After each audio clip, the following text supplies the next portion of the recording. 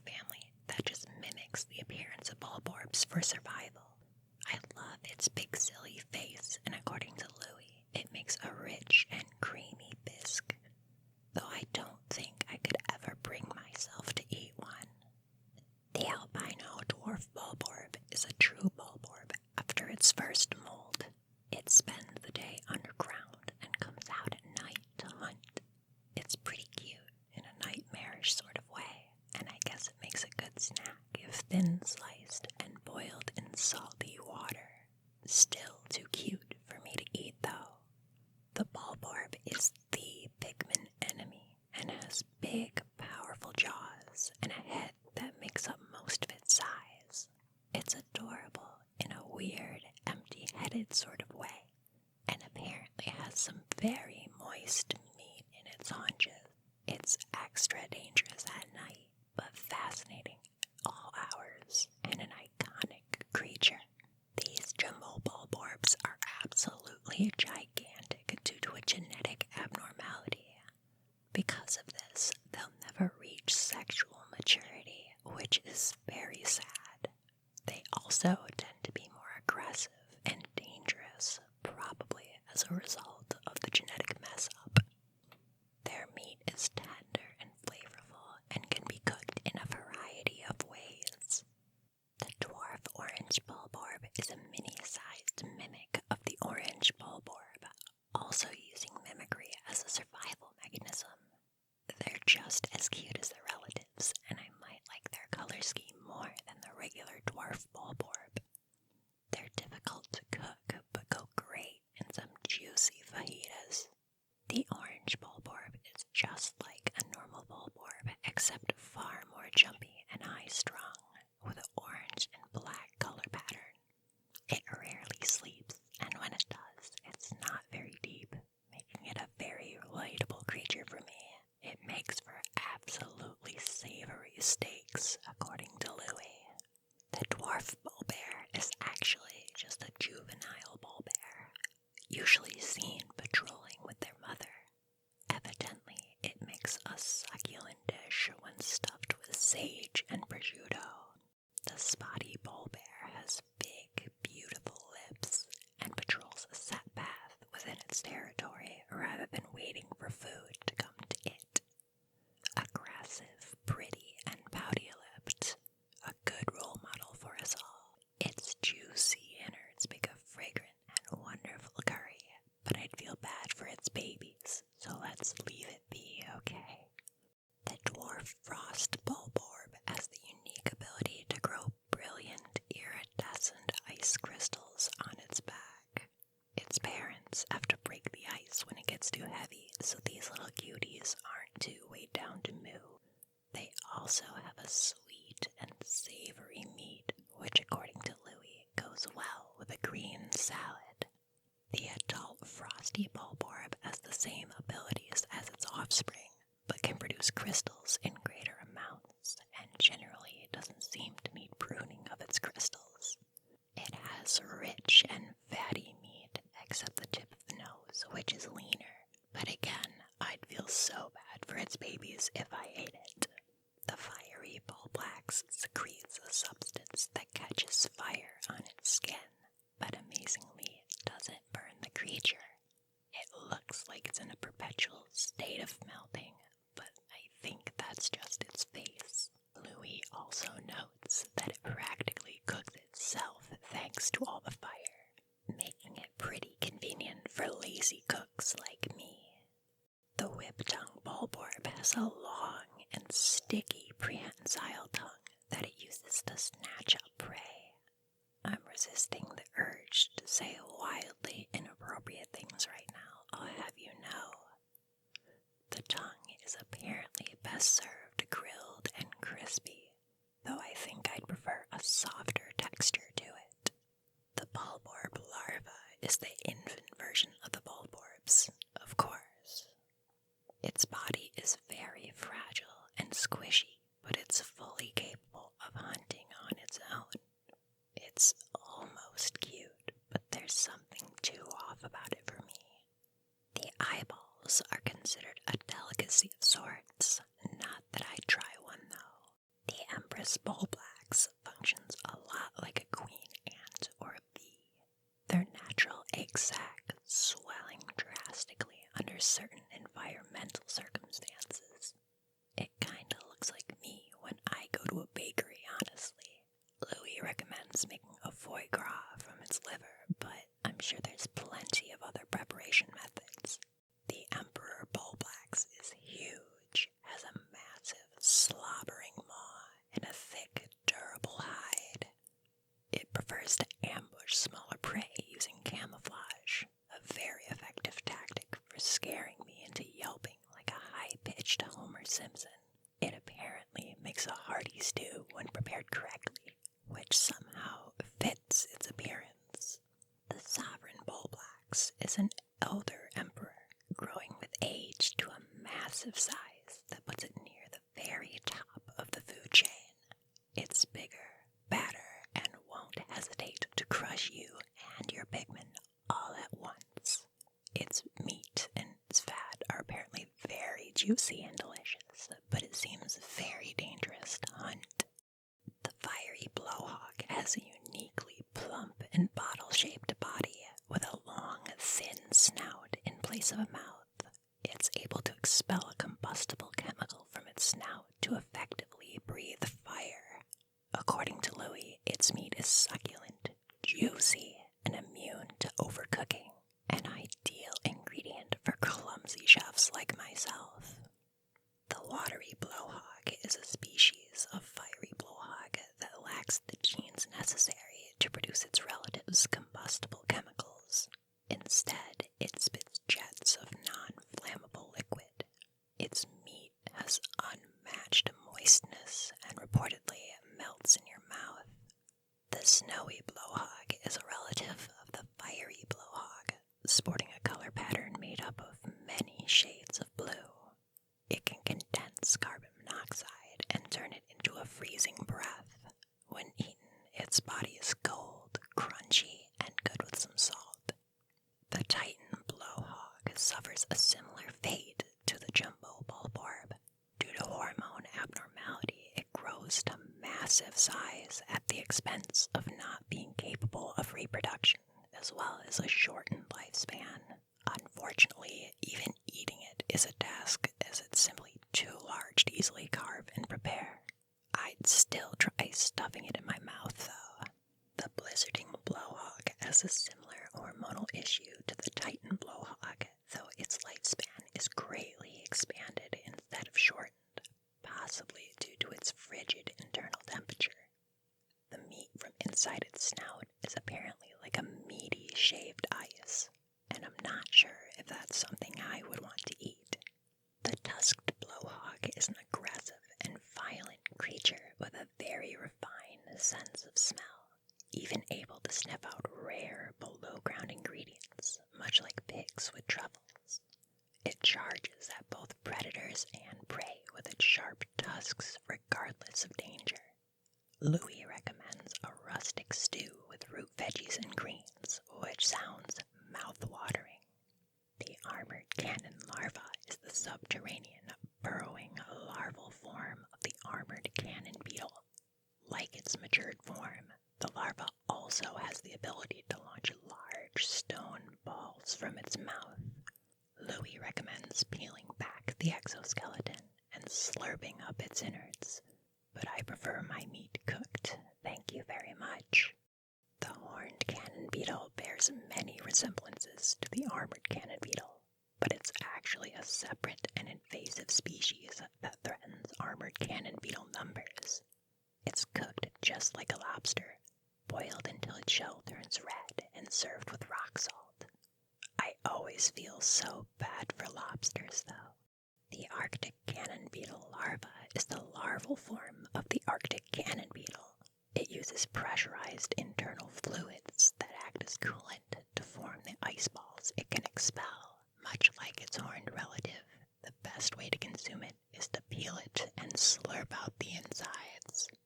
The Arctic cannon beetle has an incredible suction strength and a dazzling shell that shines like a diamond. Its legs are stuffed with meat and when boiled are best eaten with one big slurp. for crab legs, so I think I'll pass on this one. The female sheargrubs are unarmored and pose no danger to others. They primarily feed on the juices of slain Pikmin and similar creatures. Apparently, they make for a top-tier quiche when prepared and cooked just right. The male sheargrubs have an armored exoskeleton and powerful mandibles. They prefer to ambush small prey that they then share with their mates, which is a sweet dynamic to see in nature. Louis prefers to use them as the meat layer in casseroles with avocado and cheese. The mama sheargrub is a massive female sheargrub that has an impressive rate of reproduction. It still doesn't have mandibles or armor, but it can definitely crush you under its weight. If it's eaten when it's full of eggs, it has a squishy and sticky mouthfeel that would send shivers down my spine. The shearwig is essentially a shear grub that retained its wings. Only the adult males will achieve this though, and the females spend most of their lives underground. They make for a surprisingly good mousse when grated and whisked with cream and chocolate. The shear flea is capable of jumping explosively, which it uses to get in close and latch onto its prey. Then it sucks up their blood with its proboscis.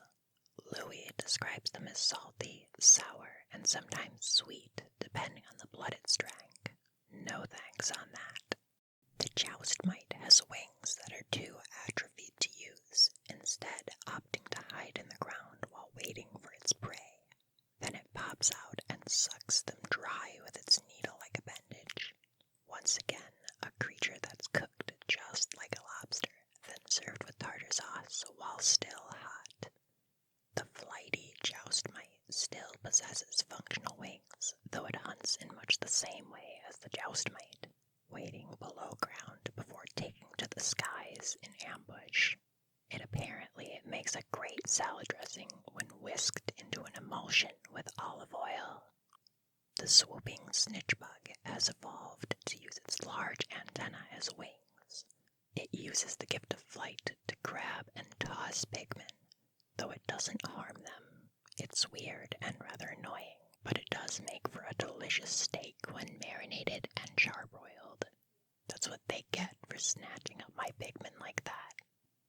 The skitterleaf is a strange bug that's evolved to use natural camouflage that makes it incredibly hard to discern from a regular leaf. It has a delicious balance of juicy meat and leafy greens that make it a very versatile food source. The desiccated skitterleaf looks more like dead leaves and even has well-developed front claws that it uses to ambush and prey on Pikmin. Apparently no preparation is needed for this critter, just bite on in and enjoy the unique texture. The fiery dweevil is the first on the list of the dweevil family, which are all similar with the exception of defense mechanisms and culinary preparation. This one is able to spew flames from its mouth and goes great as a salad topping in place of bacon. The anode dweevil has a special organ that allows it to generate and discharge electricity when it feels threatened. When eaten raw, it makes for great sushi. However, it needs to be prepared with great care, or it can result in an electrical explosion. The hydro dweevil can spit out bodily fluids when it feels threatened. These fluids can apparently corrode spacesuits, and creature itself is inedible. Ingesting can result in uncontrollable arm flailing and enthusiastic dishwashing. Sounds like something I could use, TBH.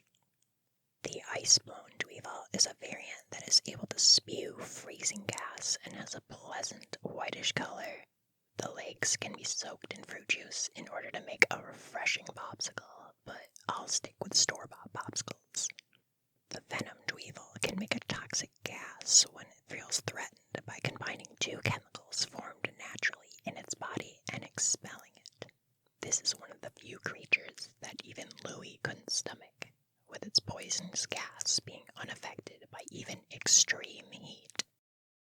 The arachnode is a yellow and black striped spider-like creature that's rather passive until prey is in its web. It's ambisexual and has no set sex, just like me. Their legs can be cracked open and eaten with soy sauce for a sweet and salty treat. The baldy longlegs is actually a shaggy longlegs that's lost its trademark hair. It also lacks the waxy excretions of its cousin, the beady longlegs. This is another of the rare creatures that even Louie cannot find a way to consume, deeming it totally inedible. The man-at-legs is a member of the arachnid family that's fused with machinery during its maturation process. Though it naturally has a gentle disposition, the mechanical parts target and shoot autonomously without its input. Surprisingly, Louie found a way to eat it, and its oil makes for a tasty gravy. The groovy longlegs is actually mostly inorganic, with only a few internal organs. It can emit a gas that causes other creatures to dance wildly as it stomps around erratically. The organic parts of the creature are mostly tendon and have a smell like burnt plastic or metal, so it's not great for food. Great for parties, though. The anode beetle uses electricity in addition to glycogen for its energy. It generates a charge and stores it internally, only releasing a charge to dissipate excess electricity that would otherwise harm it. It's wise to discharge the electricity before cooking, or it can make your tongue tingle. The iridescent flint beetle has a tough outer shell and tends to hide in grass unless approached. It's able to store undigested pellets in its stomach to sustain them through winter. It has a versatile flavor that can be used to enhance other flavors in various dishes. The doodlebug releases incredibly hazardous gases as a byproduct of the decay of its intestines' contents, so it's literally just farting toxic gas. It has a tough exoskeleton, and according to Louie, its smell makes it a rather surprising, if not unadvisable, creature to cook with. The iridescent glint beetle consumes all manner of minerals while underground, most of which it can't actually digest. This results in things like gold and platinum being used by its body to form a brilliant shell that shines like treasure. Even Louie is more concerned with making a profit off of it rather than eating it. The mitite is a parasitic insect that feeds on other species' eggs from the inside out. They release a pheromone that entices most creatures, but the Pikmin find it absolutely repulsive. Their body is delicious when flash fried with red chilies, though the legs are a bit unappealing to many. The whole thing is really unappealing to me as well. The scutterchuck is a generally peaceful herbivore with a tendency to carry rocks on its back. It uses these rocks to defend its territory by chucking them at any creature that threatens it. According to Louie, they're an acquired taste that requires no special preparation and can be quite addictive. The skeeter skate can glide along the surface of the water using tiny hairs on its feet. It sucks up water and stores it to feed off of the microplankton, as well as spray it out as a defense mechanism. The legs are inedible, but its liquid makes for a refreshing and zesty beverage. The mucker skate is a skeeter skate adapted to live and function in muddy wetlands. It feeds and defends itself in the same way, though the muddy water it shoots is far more viscous and thick. Eating it is just as unpleasant and gritty as one would imagine, given all the mud within it. The spectrolid family is comprised of white, yellow, and red varieties that are mostly similar, with the only exception being their colorations and markings. The red variety also has a spicy quality to its scales, thanks to feasting on nectar from the flowers that bear spicy berries. All varieties are rather delicious when deep fried, with the red variety offering a bit more spice and punch thanks to its diet. You can fry up the red's wings for a sweet and crunchy snack. The snowflake fluttertail can use a natural cooling mechanism using ammonia to encase both itself and its prey in an encasing of ice. It uses it to both protect itself and to hunt prey. When diced or pureed, it makes a refreshingly meaty sorbet, and the wings and antennae can be used as garnish if you want chrysanthemum belongs to the same family as the Pikmin, being an ambulatory plant. Unlike the Pikmin, they're ambush predators that use mimicry to go undetected until prey is close enough to gobble down. When sliced thin, it makes an excellent pizza topping. The startle spore is incredibly similar to the creeping chrysanthemum, with the only difference being the mushrooms that grow from its head and its ability to produce poisonous fluids, which it uses to hunt prey. If you can remove the poison glands, it makes for a mouth-watering meat and mushroom dish. The breadbug is actually a competing creature to the Pikmin, sustaining itself largely off of the same diet. Its hide is so incredibly thick that it can shrug off most Pikmin group attacks. It's one of the most memorable creatures on PNF 404, and one of my personal favorites because of the adorable and oblivious way that it waddles around in search of food to scavenge. It also is very hearty and nutritious when eaten, though it's sadly extremely bland and doesn't hold much culinary value as a result. The giant breadbug is a different species of breadbug that has a uniquely square shape to its ultra-thick hide. Only large hordes of Pikmin pose any real threat to this otherwise invulnerable creature. Though its meat is plentiful, it's also utterly flavorless and only really suitable as filler or as a buffet food. The Gildamandui, though still young, possesses an electromagnetic lantern on its head, and a natural form of ore grows on its back, possibly as a defense mechanism. The ore can be melted into a sweet, caramel-like sauce that goes well with the meat when used to cook it to a crunchy texture. It actually sounds a little tempting. The Gildamander is the adult version of the Gildamandui, and as such is far larger. Its electromagnetic lantern is capable of sending out signals that can confuse Pikmin into thinking it's their leader, though it's not able to command them as a squad. The meat is described as subtle and elegant, and I'm not entirely sure what that even means. The miniature snoot whacker's skin begins to harden as soon as it's born, soon becoming an impenetrable fortress just like the adult skin. It's still clumsy and underdeveloped, but its trunk is still strong and dexterous.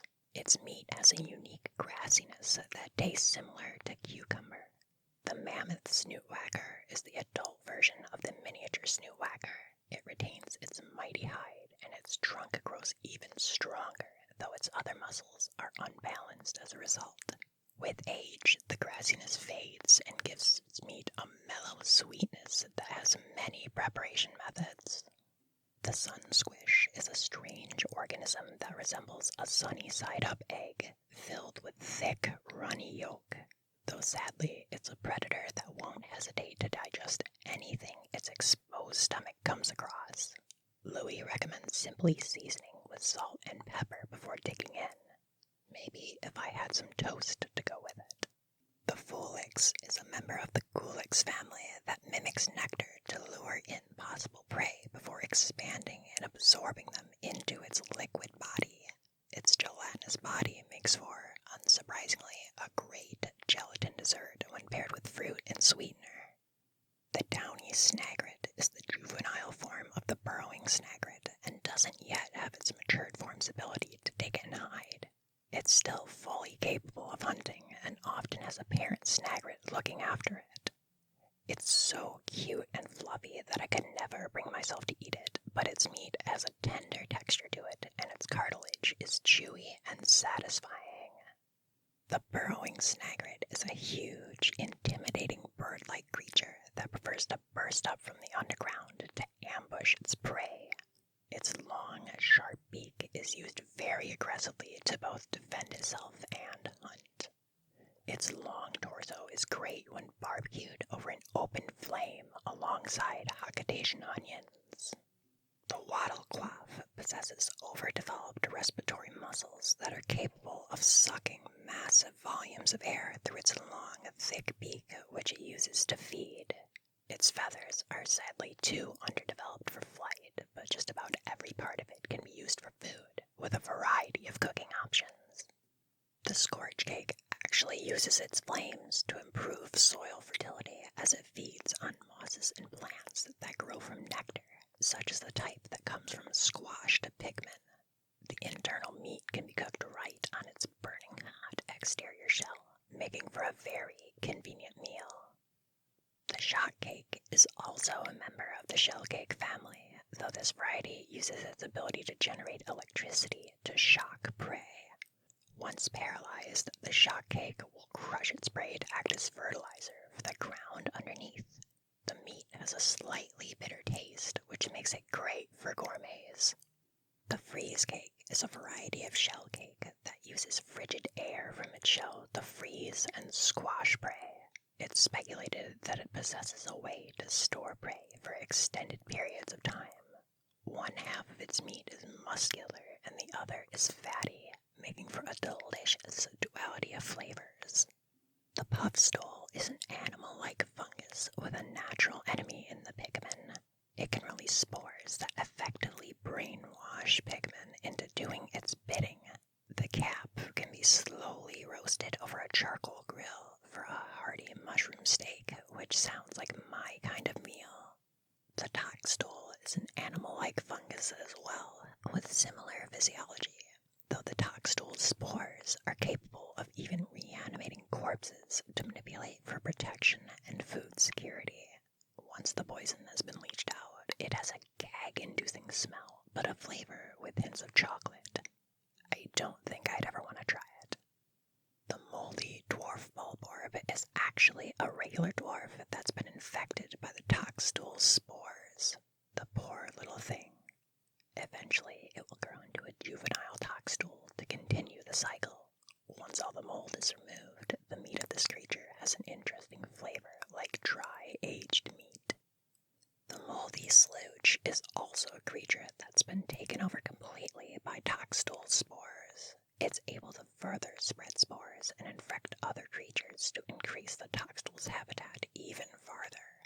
After the poison's been removed, it makes a savory broth that will give you an excruciating tummy ache if you consume it in too much volume.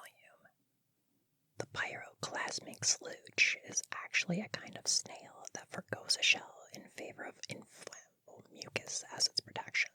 It also has a really fun name to say, and apparently only the tongue of this creature is actually edible and should be cooked until medium rare over a charcoal grill. The bearded amprat is a unique rodent that uses its facial hair to build up massive static energy before discharging it at anything threatening it. It's actually not that aggressive, but rather territorial, only attacking to either defend itself or to hunt. Louis recommends pan-roasting the thighs with rosemary and garlic. The mamuta is a truly unique creature that feeds on seeds and fruit, even going as far as cultivating its own fields of plants. It's incredibly peaceful and gentle unless it's angered. It's apparently completely inedible and tastes like chicken, though I could never hunt such a wonderful and gentle beast. The porquillion is a rather cowardly creature with a soft external armor covered in needles. When it's faced with a threat, it shoots out those needles like missiles, and it takes a great amount of energy to regrow them, resulting in a huge appetite. Its meat is great when breaded and fried. The honey wisp is a mysterious life form that we don't have a lot of information on due to its physical body disappearing upon death, though we do know it drops a nectar-like substance when attacked. Apparently, the egg it carries also has a bold and tangy flavor that's delicious with veggies and meat. The puffy blowhog floats using internally made hydrogen, and it gets its mesmerizing color from the electrical impulses in its body. It blows away grass and debris to find insects to feed on. Its skin is also a magnificently light food that makes a great side for scooping up salsa and dips. I feel no guilt after all the Pikmin of mine you've deflowered. The icy blowhog also floats around using the same mechanism as the puffy blowhog, though the icy blowhog can also shoot out condensed carbon dioxide to freeze any threats it comes across. Louis describes its consistency like candy-coated chewing gum that leaves a brisk, menthol-like aftertaste. The withering blowhog also floats using the same method as its relatives, though its breath is significantly weaker. Instead, its breath contains special hormones that cause plants, like the Pikmin, to wither on contact. When dried and ground, it makes for a great seasoning, similar to curry powder or cayenne pepper. The lesser spotted jellyfloat is a mysterious creature not much is known about, partially due to the fact that it's endangered as a result of an invasive species. It's still edible, however, and has an unsurprising jelly-like flavor and texture. It can also be used for top-notch hair gel, though given its endangered status, that seems a bit irresponsible. The greater spotted jellyfloat is the very same invasive species threatening the previous entry on this list. It has a vivid pink color and bioluminescent organs on its head that serves to attract prey. It has a smell and flavor like that of a fine-aged cheese and makes for a great dairy replacement when spread on crackers. The walpole is the larval stage of a yellow wallyhop, being laid as eggs near ponds in the early spring. Its parents tend to hop around the shore nearby to possibly drive off would-be predators and threats. These babies can be eaten raw or cooked in many, many ways, making it an extremely versatile ingredient. The yellow wallyhop as an adult has traded some of its swimming ability for its trademark jumping power. It leaps high into the air before crashing down to crush prey under its incredible girth. It makes a great deep-fried comfort dish that will leave a tasty impression on you long after it's been eaten. The wallyhop is believed to have resulted from juvenile walpoles being carried underground by currents, causing its pale coloring and other adaptations that make underground living more viable. Reportedly, they make excellent burgers when ground up and grilled. Give it some veggies and condiments on a bun and you've got a fantastic meal. The jellyhop produces a freezing effect by combining several chemicals inside its body. After freezing and squashing its prey, it sucks it up through its belly and is able to preserve it for slow digestion. The meat around its eyes have a melt-in-your-mouth texture that pairs well with soy sauce. Master hops are wallyhops that have foregone breeding in favor of continuing to grow, resulting in their massive size. Their unique composition makes them resistant to aging, with some even reaching up to 50 years old. The meat can be eaten after curing, but the eyeballs and legs are the most delectable part. The water dumble resides in freshwater pools and is actually a relative of the bulborb that evolved for more aquatic pursuits. It feeds on insects that land on the water's surface, using its huge mouth to snap them up. To quote Louis, deep fry without batter for all the flavor with half of the fat. The puckering blino is a rather adorable fish, featuring huge eyes and a tiny, pointed mouth. It can leap out of the water to catch low-flying prey, and apparently parts of it turn a beautiful pale pink during mating season. It works great as sashimi thanks to its plentiful marbling of fat. The pricklepuff is a predatory fish that sports extendable spikes on its face. Its liver and ovaries contain a potent nerve toxin as a result of its diet. This toxin serves many purposes for the fish, ranging from a pheromone replacement to a hunting mechanism. Its meat is firm and also makes for delectable sashimi. The wattlepus is actually closer in biology to a starfish, and it spends its days asleep. Though when it's threatened, it puffs itself up big and releases bubbles to drive off predators. It also is believed it's used as a way to protect its eggs. Its meat has a rich flavor when boiled and marinated for a long time. The aristocrab offspring is a juvenile peckish aristocrab, and as a result doesn't have a fully developed right pincer. To make up for this, it often hides underground and uses ambush tactics to hunt. If you put a whole bunch of them into a pot, you can make some mouth-watering miso broth.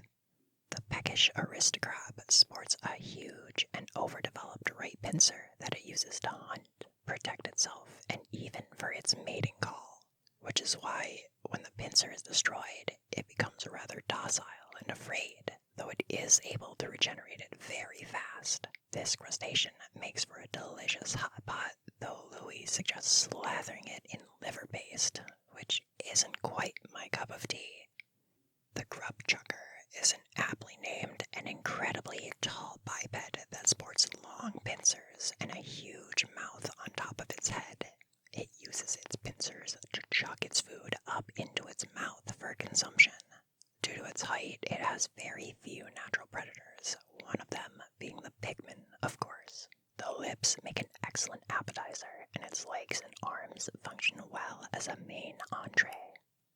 The hermit crawmad is most closely related to a hermit crab, though instead of a shell, it prefers to hide in a burrow, and it uses its front pincers to drag prey down into its burrow for safe consumption.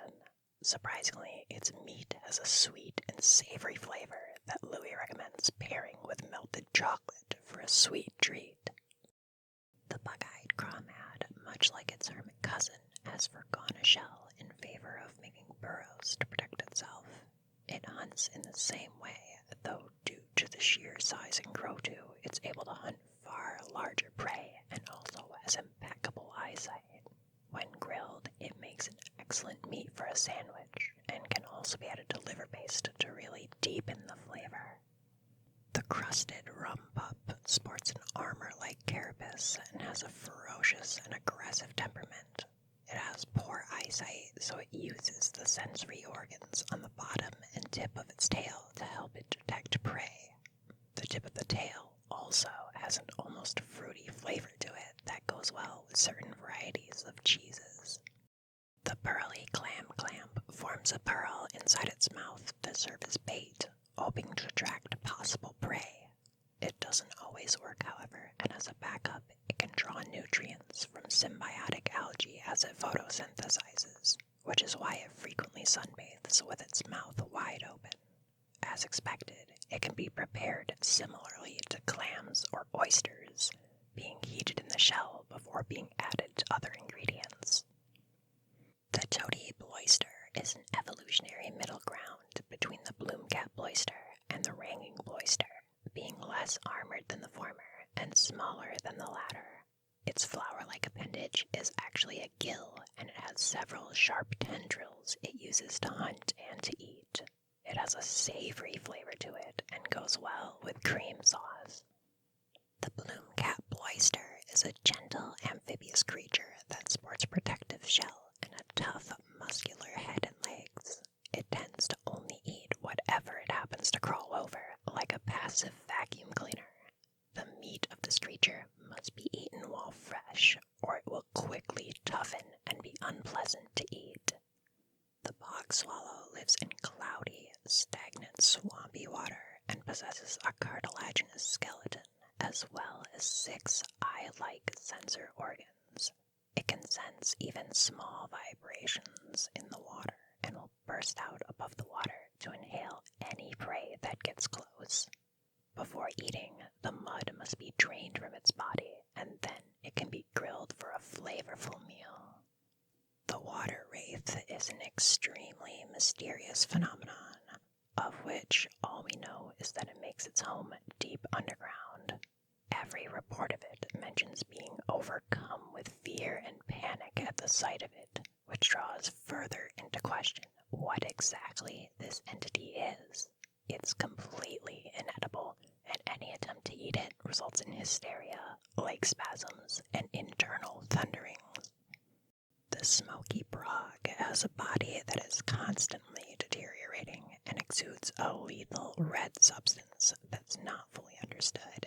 The only concrete knowledge we have is that they hatch from mamuta eggs, meaning that this is what happens when a mamuta doesn't develop properly. Louis reports that the egg is good smoked, and the head and belly have a warming flavor to them. The ancient sire hound is another mystery of PNF 404. It's a massive canid capable of utilizing all the natural elements of PNF 404, even going so far as being able to fly for short distances. It's possible, based on study, that it's a common ancestor of two different species of dog from two opposite ends of the universe, making this beast a true enigma. It also bears the distinction of being one of only 3 types of creatures that Louis shows absolutely no interest in eating, and even has an affection for the dog. Moss is a leafling pup, born and bound to PNF 404 by its very biology. It serves as Olimar's trusted sidekick during his time on the planet. Moss is the second creature that Louis doesn't appear to be interested in as food, describing moss as a great mode of gathering other ingredients. This brings us to the Pikmin, a species of plant that has evolved to take on bipedal anthropomorphic qualities. Each color boasts slightly different physiology, behavior, and appearance, though all of them naturally function like a squad and display the same ability to follow commands when instructed by a leader. The red variety is aggressive and has a fire-resistant body. The yellow has unique ears and a love of electricity as well as high places. Blue Pikmin possess gills that looks like mouths and are actually amphibious. The rock Pikmin have a unique body made mostly of actual stone and are capable of breaking many objects with a simple body slam. The winged Pikmin are small, pink, and have large eyes and wings that allow them to fly effortlessly. The ice Pikmin have bodies composed entirely, unsurprisingly, of ice and can freeze creatures as well as water on contact. The white Pikmin are only created through subterranean candy pop buds and have a toxic composition to their body. Finally, the purple Pikmin are also born only from candy pop buds. They're so dense, heavy, and strong that the impact of throwing them can even disrupt space-time, making them the natural enemy of the water wraith. Thankfully, though Louis would love to eat them, he practices some rare restraint and doesn't eat our beloved companions despite his culinary curiosity. The onions function as nests and incubators for Pikmin, converting matter hauled to them into nutrients for the Pikmin. Surprisingly, it actually has some muscle fiber like the Pikmin and appears to be a living creature capable of limited movement. It can use its flower-like propeller and fly into a low orbit as needed. Flarlic is similar to the Pikmin's onions, though it's unable to produce Pikmin. Instead, it can be absorbed into an onion, and its growth hormone-like properties will further enrich an onion's capabilities. Of course, Louis had to sample it, and it is, unsurprisingly, similar to garlic. The candy pop buds are a bit of a mystery, with most knowledge of them being theoretical in nature. When enough organic matter is collected, it spits out Pikmin seeds of its own color before wilting away. Apparently, every color possesses an incredible spiciness that makes it unsuitable for most kinds of salads. The pellet posy may actually be a relative of the Pikmin and the onions, though it lacks any ambulatory ability. It's able to condense and crystallize nectar into its distinctive pellets, making them very nutritious. Louis recommends cooking in a wood fire oven, but only eat the tender pellet and not the plant itself. The burgeoning spiderwort is a relative to the pellet posy, though it isn't able to crystallize nectar. Instead, it bears incredibly spicy, juicy fruit that can be used for a variety of things. If you dry and grind up the fruit, it makes a wonderfully spicy seasoning to add some kick to any dish. The glow Pikmin may not even be Pikmin at all. Though they exhibit the same kind of squad-like behavior, they seem to actually have no sign of life, and even when a glow Pikmin dies, though that may not even be the right word, It seems to simply become a form of light before returning back to the luminol. Even the science-minded Olimar wonders if they're not some form of spiritual manifestation. All Louis has to say is, doesn't smell alive. This brings us nicely to the last entry on this list, which is for the luminol itself, the strange glowing mound that the glow Pikmin call home. It functions as a nest and an incubator for them, much like the onions to true Pikmin. They can produce a substance called glow sap that can be used as a potent ingredient in medicine, as well as other scientific pursuits. The glow sap is apparently delicious, and it smells a lot like the Pikmin's onions. Well, friends, that's it. That's the entire Piklopedia of Pikmin 4.